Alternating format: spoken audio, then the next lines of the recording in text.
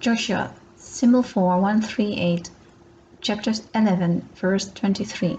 So Joshua took the whole land, according to all that the Lord said unto Moses. And Joshua gave it for an inheritance unto Israel according to their divisions by their tribes, and the land rested from war. Verse 17.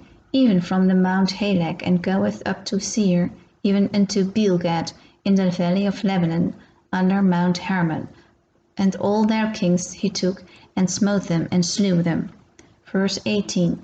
Joshua made war a long time with all those kings.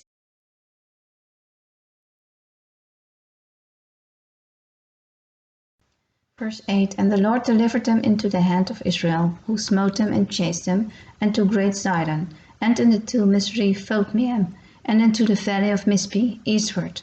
And they smote them until they left them none remaining. Verse 9. And Joshua did unto them as the Lord bade them. He houged their horses, and burned their chariots with fire. Verse 21. And at that time came Joshua, and cut off the Anakims from the mountains, from Hebron, from Debir, from Anab, and from all the mountains of Judah, and from all the mountains of Israel. Joshua destroyed them utterly with their cities. Verse 22. There was none of the Anakims left in the land of the children of Israel, only in Gaza, in Gath, and in Ashdod there remained.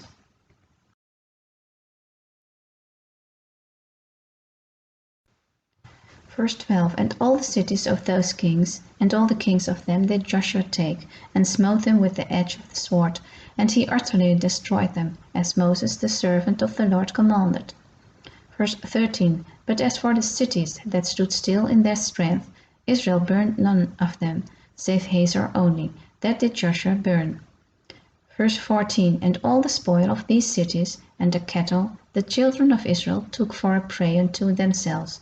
But every man they smote with the edge of the sword, until they had destroyed them, neither left they any to breathe.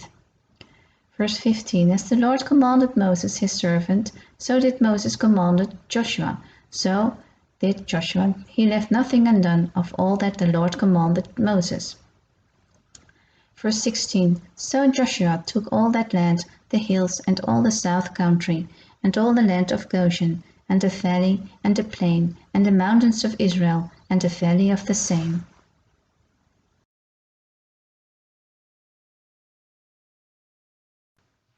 Verse 3. And to the Canaanite on the east and on the west, and to the Amorite, and the Hittite, and the Perizzite, and the Jebusite in the mountains, and to the Hivite under Hermon in the land of Mizpeh.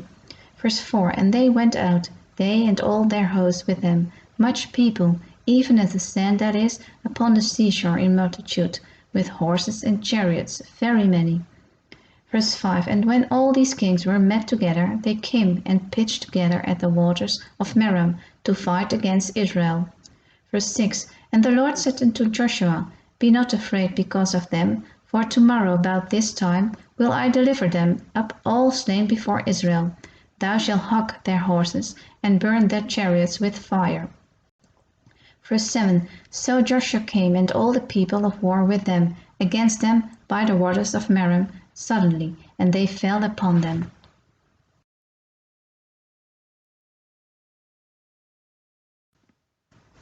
Verse 19. There was not a city that made peace with the children of Israel, save the Hivites, the inhabitants of Gibeon. All other they took in battle.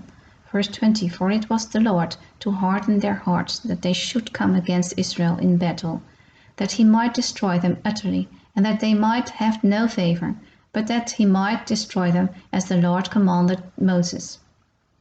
Verse 10. And Joshua at that time turned back, and took Hazor, and smote the king thereof with the sword, for Hazor beforetime was the head of all those kingdoms. Verse 11. And they smote all the souls that were therein with the edge of the sword, utterly destroyed them. There was not any left to breathe, and he burnt Hazor with fire.